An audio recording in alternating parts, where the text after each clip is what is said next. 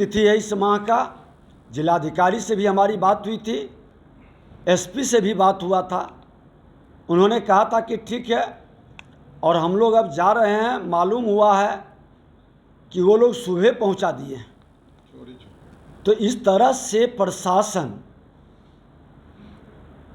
बहुसंख्यकों का हिंदुओं के आस्था को क्या सुरक्षा प्रदान करने में सक्षम नहीं है?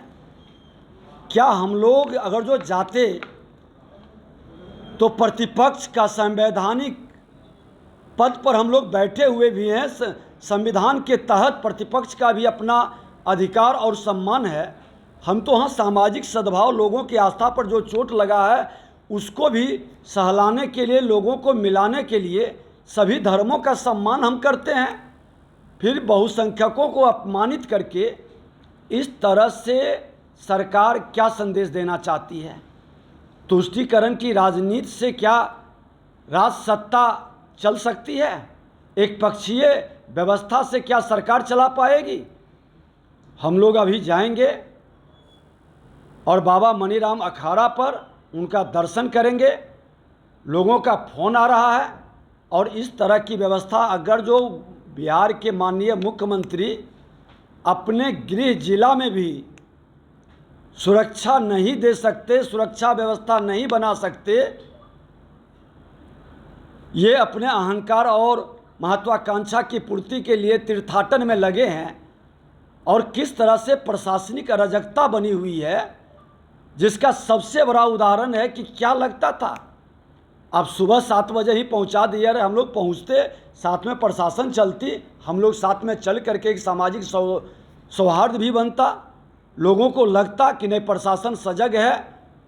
और जिन लोगों को आपने झूठे मुकदमे में फंसाया, जिसके आस्था पर चोट किया, जिस रामनवमी शोभा यात्रा पर पत्थर बरसाया, उसके मन के अंदर शांति आती, सामाजिक सद्भाव बढ़ता।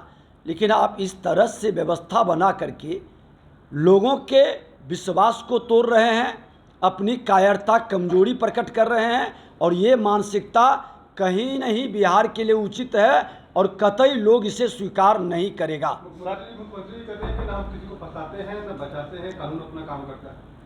अगर जो नहीं बचाते हैं, नहीं फंसाते हैं, तो उनके कैबिनेट मंत्री इजराइल मंसूरी, जिस पर डायरेक्ट मृतक का परिवार एफआईआर करने जाता है और उनको कॉपी भी देते हैं, वो पढ़ते भी हैं, स्वीकारते भी हैं, एफआईआर क्यों नहीं होता है? और एफआईआर को तो छोड़ दीजिए, उसको धमकी देता है कि अगर जो एफआईआर करोगे तभी बेटा को मारे, अब दामाद को मारेंगे। मुख्यमंत्री जी की क्यों नहीं इस पर कोई जवाब आया? न बचाते हैं न फंसाते हैं, न बचाते हैं न फंसाते हैं। वही मामला पर तो विधानसभा के अंदर में प्रश्न उठाए थे, और आज तक उसका जवाब और समस्या का समाधान नहीं हुआ। मुख्यमंत्री जी का करनी कथनी में कहीं समरूपता नहीं है। इनका इकबाल ख़त्म है। कुर्सी के लिए, सत्ता के लिए समझौता कर चुके हैं, समर्पण कर चुके हैं, और ये अब दिन गिन रहे हैं। सर, नालंदा के साथ करने की बात कही।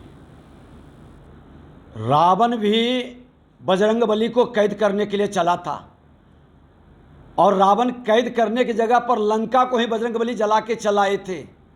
इन लोगों की जो लंका रूपी अपने साम्राज्य को बनाए हैं, प्रशासनिक अराजकता, अपराध और भ्रष्टाचार का जो माहौल खड़ा किए हैं, उस माहौल में हमारे बजरंग दल और बजरंगबली के स्वरूप में, राष्ट्र हित में, समाज हित में, सबके हित में, आपदा विपदा में काम करने वाले लोग पर जिस दिन प्रतिबंध लगाएंगे, इनकी लंका जल जाएगी और ये लोग कहीं दिखाई नहीं पड़ेंगे।